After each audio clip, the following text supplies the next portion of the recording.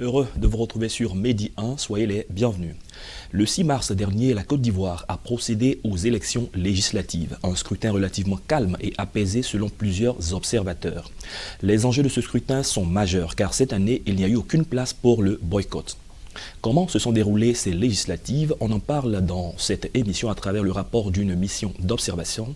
Et notre invité est Arsène Conan, coordonnateur des programmes à Indigo Côte d'Ivoire, qui a déployé plusieurs observateurs sur le terrain. Bienvenue, Arsène Conan. Bonjour cher ami, bonjour à tous les téléspectateurs de Medi 1 TV à travers la Côte d'Ivoire, l'Afrique et le monde. On se souvient que vous aviez, Indigo Côte d'Ivoire, avait déployé des observateurs, autour de 1000 observateurs pour les élections présidentielles. Et pour ces législatives, vous avez déployé un peu plus de 500 ou de 600 observateurs. Alors la première question, quelle est la différence que vous faites sur le terrain dans l'observation? Écoutez, déjà en termes de déploiement, nous n'avons pas fait de différence majeure dans notre façon de travailler entre la présidentielle et les législatives.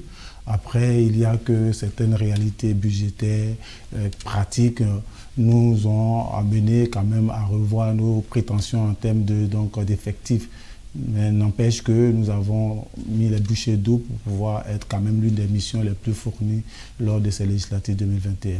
Dans votre déclaration préliminaire, vous mettez un accent sur le choix des candidats au sein des différents partis. Pourquoi ces quelques précisions? Alors, c'est assez important parce que pour nous, Indigo Côte d'Ivoire, nous sommes engagés depuis mars 2020 dans une perspective d'observation long terme de l'environnement sociopolitique en Côte d'Ivoire.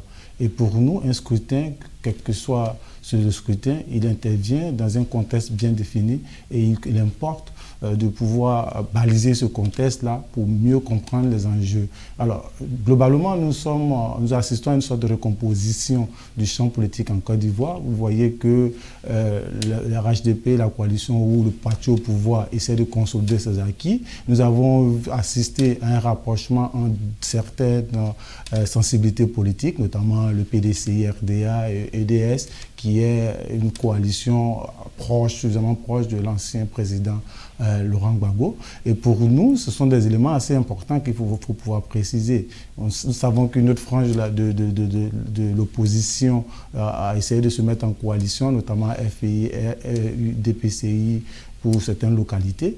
Et pour nous, il faut pouvoir préciser tout cela parce que ça situe les événements, ça situe les faits dans le contexte global. Il y a aussi une loi sur la représentation des femmes dans les sphères politiques. Dans votre déclaration préliminaire, vous en parlez. Qu'est-ce qu'on retient à ce niveau? Il faut retenir que les intentions étaient nobles, en tout cas pour ceux qui ont promu cette loi-là, mais à la vérité, la moisson a été très maigre. Voilà, la moisson était très maigre parce que déjà quelques chiffres qui sont édifiants, sur près de 3174 candidats, donc candidats titulaires comme suppléants, seulement à peu près 500 femmes seulement étaient donc de la partie. Donc les candidatures féminines étaient suffisamment faibles. C'est autour de 14% des candidats. Donc c'est quand même pour une loi qui est aussi ambitieuse, qui voudrait qu'au moins on ait 30% de représentation des femmes. Et voilà, il faut dire que la moisson est suffisamment maigre. Il faut regarder même au niveau des grandes formations politiques ou des grandes entités politiques, elles ont peiné visiblement à nous fournir 30% au sein de leur cohorte de candidats. Mais bon, nous pensons que déjà, il y a cette loi qui existe. Il faut compter avec elle pour les prochaines séances. Et dans nos recommandations, notamment à la CEI, aux différentes parties prenantes, nous les appelons à véritablement donner un coup de fouet donc, à la représentativité des femmes dans les assemblées élues. On a assisté à plusieurs déclarations d'observateurs déployés sur le terrain. Vous, quelle est votre méthodologie? Écoutez, nous travaillons à une méthodologie d'observation systématique. Mais pour ce qui est, par exemple, des législatives, nous avons choisi donc de faire une distribution proportionnelle de nos observateurs sur l'ensemble du territoire ivoirien. À côté de cela, nous avons également essayé de faire une observation itinérante. Chaque observateur avait, au cours de la journée, 3 bureaux de vote à observer. Donc déjà, l'observateur devait être à 1 heure de temps avant l'ouverture du bureau donc dans son centre. Donc officiellement c'est 8 heures. Nos observateurs avaient pour consigne d'être dans ces bureaux-là avant 7 heures.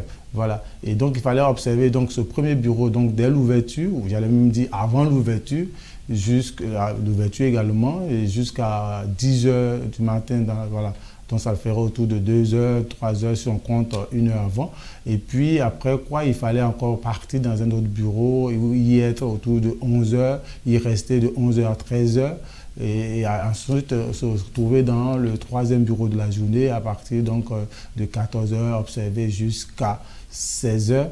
Avant de revenir dans le bureau là où il a observé l'ouverture pour pouvoir suivre le dépouillement. D'accord. Voilà. Au nombre des observateurs, vous aviez une 50aine d'observateurs sur Internet.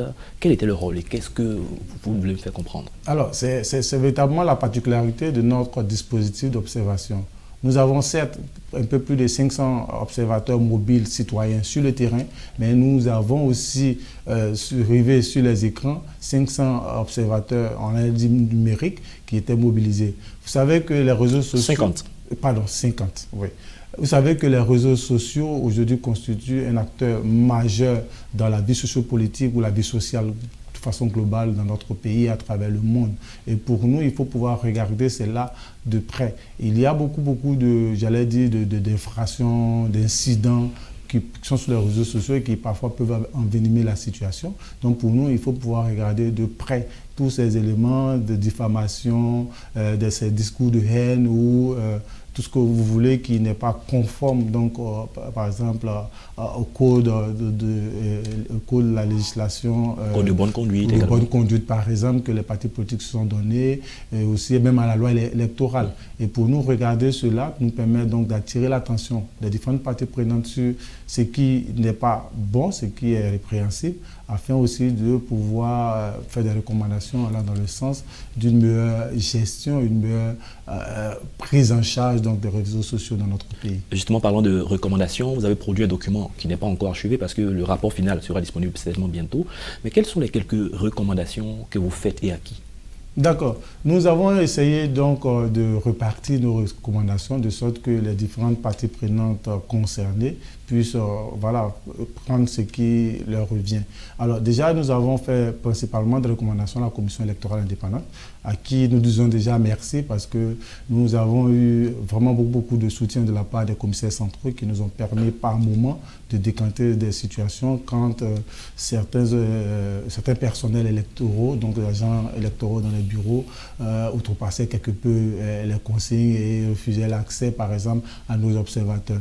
Et donc, là, nous avons fait des recommandations, notamment dans la proclamation des résultats. Il faut pouvoir le faire de façon analysable, dans une certaine clarté qui permettent à tout le monde d'être en confiance.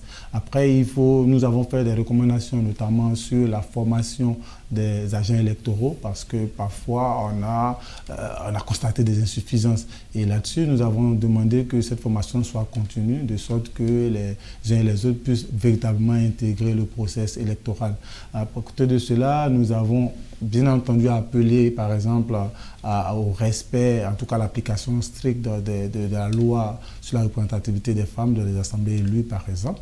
Et puis, voilà, même aux populations, nous avons fait des recommandations, notamment rester calme, et puis aussi approfondir le système politique démocratique en Côte d'Ivoire, en se mobilisant quand même beaucoup plus pour les échéances électorales. Sans oublier les partis politiques, bien sûr, qui sont quand même des principaux acteurs donc, du processus politique en Côte d'Ivoire.